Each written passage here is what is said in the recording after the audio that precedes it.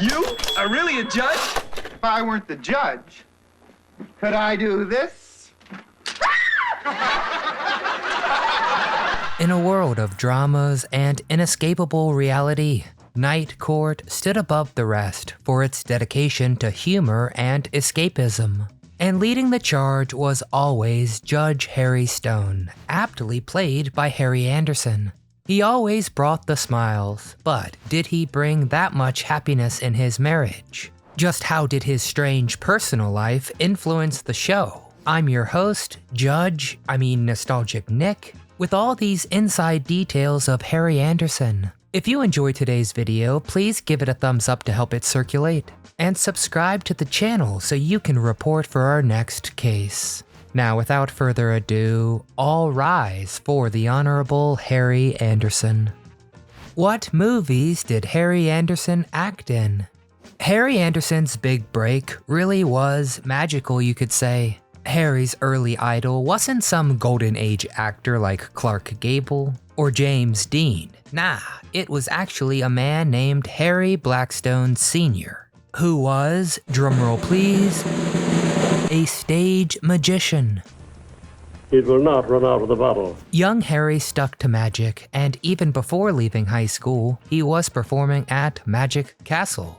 Things may have just stayed that course if not for his first wife, Leslie Pollock. She too was a magician and an actress. Her steady progress gave Anderson great security and comfort, allowing him to really stretch his wings in magic and in a different kind of performance for an audience. Soon enough, Harry expanded from stage magic to film and TV acting. He played an adult Richie from Stephen King's It. He landed a starring role in Dave's World as the titular Dave Barry, and he appeared in The Escape Artist and A Matter of Faith.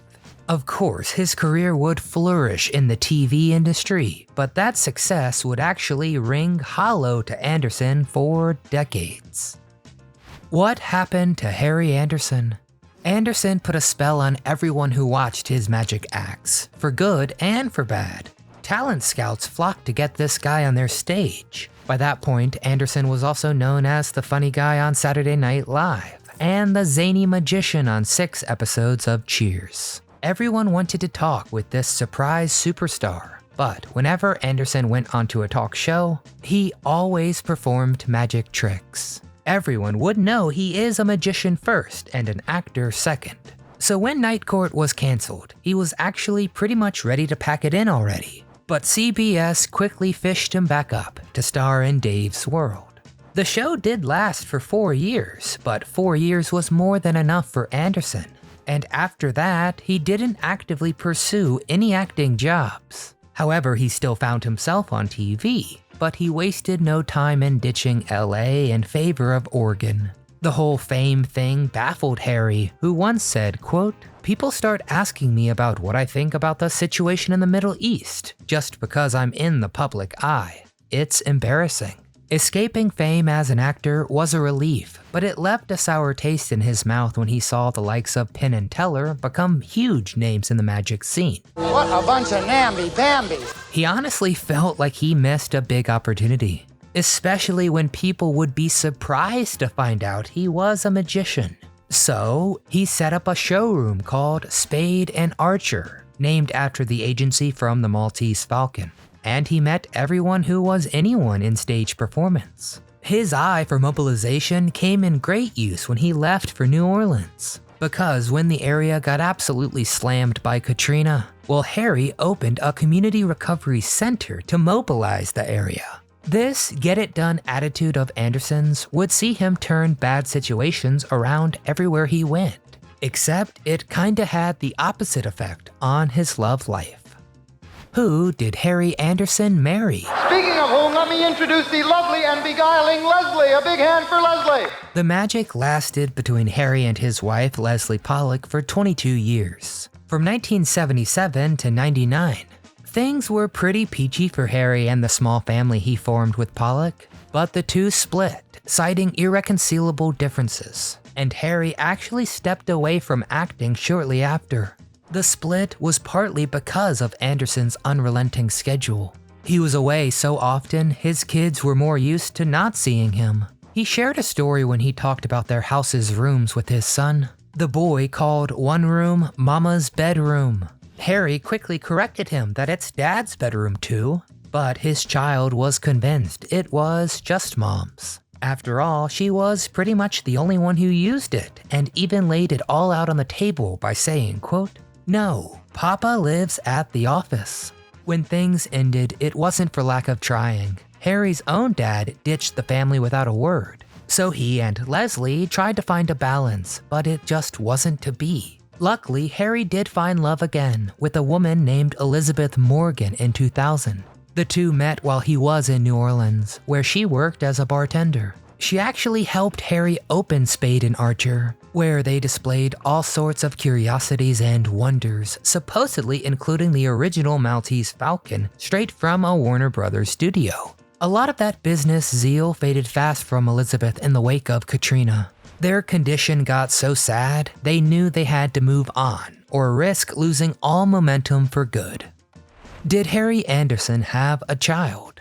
While Anderson was still with Pollock, the couple had 2 kids together, Eva Faye and Dashiell William.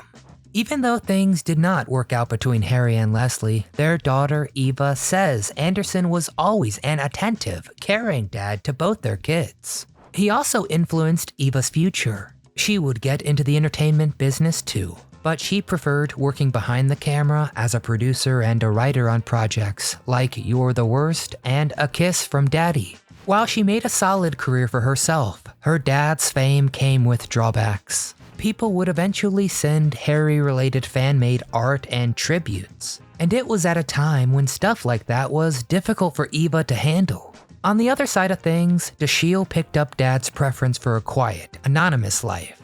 He vastly prefers keeping out of the spotlight, so he happily tends to his own little family without craving the camera one bit. What was Harry Anderson's net worth when he died? In early 2018, he suffered a series of strokes that really knocked him out of commission. Exacerbating this was a severe bout of influenza Harry suffered. This put undue strain on Harry's body, and at 6:41 a.m. on April 16, 2018, Asheville police received a call from Anderson's home. Elizabeth Morgan had woken up to find her husband unresponsive next to her bed. The magical Harry Anderson was 65 years old when he passed away. Harry Anderson left behind a very unique legacy rooted equally in magic and TV, but he still built a lucrative empire that, before he died, gave him a net worth of $5 million. But probably most importantly to Harry, his career allowed him to meet his musical idol, Mel Torme, thanks to Judge Stone's avid love of the artist. Which, can you believe it, was actually purely coincidence. Bittersweetly, Harry would be one of the big names delivering a eulogy at Torme's funeral, before his own time came almost 2 decades later. He also left behind a deeply grieving Night Court cast, but many found stories from those who worked with him, including producer Judd Apatow, who conducted an interview with Harry when he was just 15. Judd shared some fond words when Harry died, and Eva says that interview is one of the family's favorites. Nowadays, there's a Night Court reboot, starring Judge Stone's daughter. In the lore of the show, Judge Harry passed away. In tribute, John Larroquette's Dan Fielding takes time to tell Abby, quote, "I was sorry to hear about your father. We lost touch over the years, but he was a great guy." Harry Anderson, a man of contradictions, chasing and securing fame twice over, but craving recognition in a different way. But he channeled what he could and put forward an unbeatable performance that had us rolling with laughter for years. So, what was your favorite bizarre case tried at the municipal court? Did you ever see any of Anderson's more fantastical talents? And what's a non-Night Court role that you really enjoyed Harry Anderson in? And finally, how was the reboot? Should I give it a shot? If you enjoyed our Harry Anderson deep dive, please give this video a thumbs up. Hey, subscribe to the channel so you never miss a deep dive about your favorite show. From all of us here at Do You Remember, we want to thank you very much for watching.